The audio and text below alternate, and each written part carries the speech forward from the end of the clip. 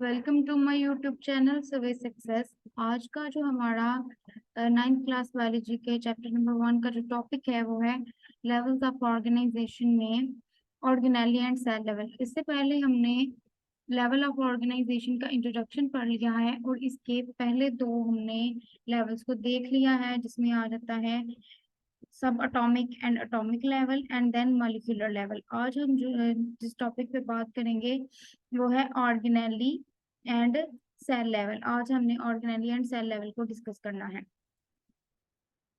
इससे पहले हमने बात की थी कि जो सब अटोमिक अटोमिक लेवल के बाद जब सब अटोमिक पार्टिकल्स मिलते हैं तो क्या बनता है? एटम बनता है। और जब बहुत सारे एटम्स मिलते हैं तो फिर क्या बनता है? मॉलिक्यूल्स। वो जो मॉलिक्यूलर लेवल तक था वो था नॉन लिविंग ऑर्गेनिजम्स के लिए, कि non living organisms all are made up of matter, matter के बने हुए हैं।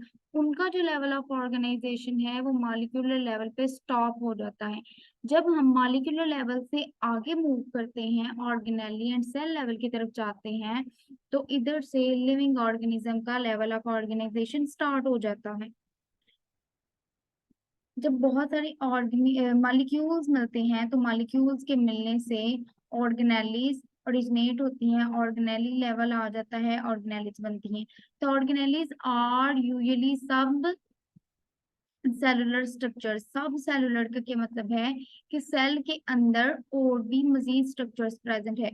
Cell is a unit of life, जो इतना छोटा स्ट्रक्चर है कि इसके अंदर मजीद छोटे स्ट्रक्चर्स प्रेजेंट हैं जिन्हें हम ऑर्गेनेलिस कहते हैं। व्हेन दे असेंबल, जब ऑर्गेनेलिस क्या करती हैं? असेंबल करती हैं together, unit of life cells are formed. तो यूनिट ऑफ लाइफ सेल बन जाता है उनके। हाउ दीज ऑर्गेनेलिस फॉर्म, कि ऑर्गेनेलिस कैसे बनती हैं? When different molecules assemble together in a special manner, जब बहुत ज्यादा मॉलिक्यूल्स खास तरतीब से असेंबल होते हैं तो ऑर्गेनेलीज बनती हैं। Each type of organelle is specialised to perform a specific function. हर ऑर्गेनेली का अपना स्पेसिफिक फंक्शन होता है। हर ऑर्गेनेली अपना स्पेसिफिक फंक्शन परफॉर्म करती है, फिर जाके cell as a whole work कर सकता है। पूरे का पूरा सेल जो है वो काम कर सकता है। सेल ऑर्गेनेलिस, आप देखें ये आपके सामने एनिमल सेल प्रेजेंट है, जिसमें मैंने काफी ज्यादा जो ऑर्गेनेलिज है हम शो करने की कोशिश की है। ये देखें एनिमल सेल के बिल्कुल कहने अंदर डिफरेंट टाइप की ऑर्गेनेलिज मौजूद हैं, सब सेलुलर स्ट्रक्चर्स मौजूद हैं, जिसमें न्यूक्लियस आ जाता है, गोल्गी कॉम्प्लेक्स है, माइक्रोट्यूब्यूल्स हैं, विक्यूल है, एंडोप्लाज्मिक रेटिकुलम है, सेंट्रियोल्स हैं, माइटोकॉन्ड्रिया है, लाइसोसोम्स हैं, राइबोसोम, प्लाज्मा मेम्ब्रेन। ये तमाम की तमाम जो ऑर्गेनेलिज हैं, ये तमाम ऑर्गेनेलिज अपना स्पेसिफिक फंक्शन परफॉर्म करती हैं, फिर जाके cell as a whole work कर सकता है और अपनी डिफरेंट टाइप की जो एक्टिविटीज हैं उनको परफॉर्म कर सकता है। इंशाल्लाह हम इस चैप्टर नंबर 4 में इन तमाम ऑर्गेनेलिस के स्ट्रक्चर्स, इनके प्रॉपर फंक्शंस, इनकी ऑर्गेनाइजेशन कंपोजिशन के बारे में पढ़ेंगे। आप आज के इस टॉपिक में मैंने दो ऑर्गेनेलिस के बारे में बात की है कि उनके कौन क्या क्या फंक्शंस हैं। जैसे कि आपकी बुक में भी सिर्फ दो ही ऑर्गेनेलिस की बात हुई है इस टॉपिक के अंदर। बाकी तमाम ऑर्गेनेलिस के बारे में हम चैप्टर नंबर 4 में डिटेल से पढ़ेंगे। ठीक है। Organelles, mitochondria, and ribosomes. These are the subcellular structures, means organelle, which are present inside the cell. Mitochondria are specialized for cellular respiration.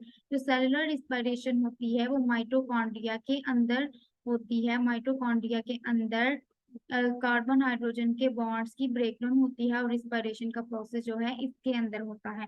इनके हम कह सकते हैं कि जो माइटोकॉन्ड्रिया का फंक्शन है वो है सेलुलर रिस्पायरेशन करवाना, क्योंकि मैंने अभी अभी बताया है कि तमाम ऑर्गेनेलीज अपना अपना स्पेसिफिक फंक्शन परफॉर्म करती हैं। इसी तरह माइटोकॉन्ड्रिया भी एक ऑर्गेनेली है, तो ये अपना क्या खास फंक्शन परफॉर्म करेगी? सेलुलर रिस्पायरेशन करवाएगी। ठीक है। उसके बाद है ribosomes. Ribosomes are specialised for protein synthesis. Ribosomes basically nucleus के अंदर मौजूद होते हैं, जिनका काम क्या है कि वो प्रोटीन की सिंथेसिस करवाएं, प्रोटीन्स की फॉर्मेशन कराएं, प्रोटीन्स बनाएं। ये राइबोसोम्स का फंक्शन है। इसी तरह गोल्गी कॉम्प्लेक्स का अपना फंक्शन है, न्यूक्लियस सेल की एक्टिविटीज को कंट्रोल करता है, ये उसका फंक्शन है। और ऑर्गेनेली जब अपना अपना काम परफॉर्म करेगी तो सेल एज अ होल अपनी एक्टिविटीज को परफॉर्म कर सकेगा। अब हम देखते हैं व्हाट इज सेल। सेल क्या है? Cell is defined as the smallest. Cell क्या है? एक स्मॉलेस्ट, छोटा। सेल बना किससे है? पहले भी मैंने आपको बताया है। सेल सब सेलुलर स्ट्रक्चर से मिलकर बना हुआ है। ठीक है। अब सेल क्या है? Cell is defined as the smallest basic unit of life. ये एक बेसिक यूनिट है। जैसे हम बात करते हैं कि एक जो बिल्डिंग बनी होती है, तो बिल्डिंग का जो बेसिक यूनिट है वो क्या है? ईंट है। ईंट से मिलकर पूरी बिल्डिंग बन जाती है। इसी तरह जो लिविंग ऑर्गेनिज्म है उनका बेसिक यूनिट होता है एक। वो बेसिक यूनिट क्या है? सेल है। That is responsible for life processes. Cells are the structural, ये स्ट्रक्चरल है, फंक्शनल है, biological units of living beings या living organisms. A cell can replicate itself independently. Cell अपने आप को, क्योंकि सेल के पास तमाम ऑर्गेनेल्स प्रेजेंट हैं जो कि अपना अपना काम परफॉर्म कर रही हैं, तो सेल अपने आप को रेप्लिकेट कर सकता है, डबल कर सकता है। सेल अपने आप की कॉपियां तैयार कर सकता है। They are known as the building blocks of life. Cell को क्या कहा जाता है? बिल्डिंग ब्लॉक ऑफ लाइफ की। ये एक बिल्डिंग ब्लॉक है। इस सेल से मिलकर पूरी एक लाइफ बनती है, लिविंग ऑर्गेनिज्म बनते हैं। अब आ जाता है कि सेल, जब हम ऑर्गेनिजम्स को क्लासिफाई करते हैं, उनकी ग्रुप बंदी करते हैं, तो मुख्तलिफ किस्म, मुख्तलिफ बेसिस पे करते हैं। हम ये इस बात पे भी करते हैं कि सेल टाइप क्या है उनकी, सेल नंबर क्या है। तो वो हम इंशाल्लाह ताला आगे डिस्कस करेंगे नेक्स्ट टॉपिक में। प्रोकैरियोट्स क्या हैं, यूकैरियोट्स क्या हैं, मल्टी सेलुलर, यूनिसेलुलर, वो प्रॉपर एक टॉपिक है, हम उस पर भी बात करेंगे। यहाँ पे हम सेल की दो ऑर्गेनाइजेशन के बारे में पढ़ेंगे। पहली है यूनिसेलुलर एंड मल्टी सेलुलर। अब जरूरी नहीं है कि जो सेल है अपने आप को रेप्लिकेट करेगा, और जो ऑर्गेनिज्म है एक से ज्यादा सेल से मिलकर बने हुए हैं। कुछ ऐसे भी ऑर्गेनिज्म हैं जो कि सिर्फ एक सेल से मिलकर बने हुए हैं, जिनकी जिंदगी सिर्फ सिर्फ एक सेल है। For example bacteria. बैक्टीरिया की जो जिंदगी है वो एक सेल है। उसका जो लेवल ऑफ ऑर्गेनाइजेशन है वो सेलुलर लेवल पे ही खत्म हो जाता है। इसके अलावा बहुत सारे प्रोटिस्ट हैं जो कि यूनिसेलुलर हैं, एक सेल पे मुश्तमिल हैं। उसके बाद जब सेल्स अपने आप को ऑर्गेनाइज करते हैं, असेंबल करते हैं, बहुत सारे सेल्स मिलते हैं, तो मल्टी सेलुलर ऑर्गेनिज्म बनाते हैं।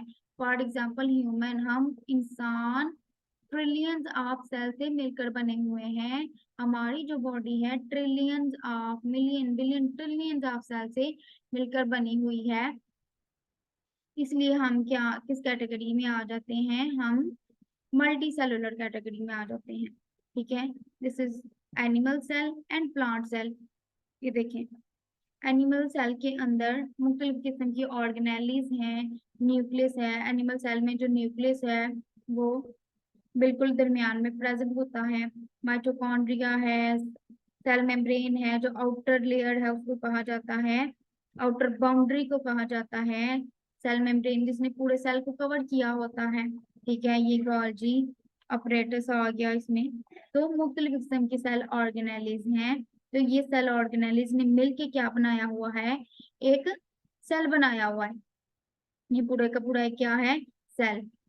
ऑर्गेनेलिज ने मिलके क्या बनाया हुआ है? एक सेल। इसके बाद ये है प्लांट सेल।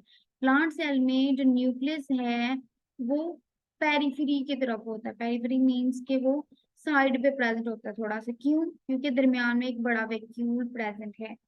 ठीक है। वैक्यूल का भी हम काम पढ़ेंगे। इसमें वेस्ट मटेरियल वगैरह स्टोर होता है, पानी पानी वगैरह स्टोर होता है प्लांट बॉडी में।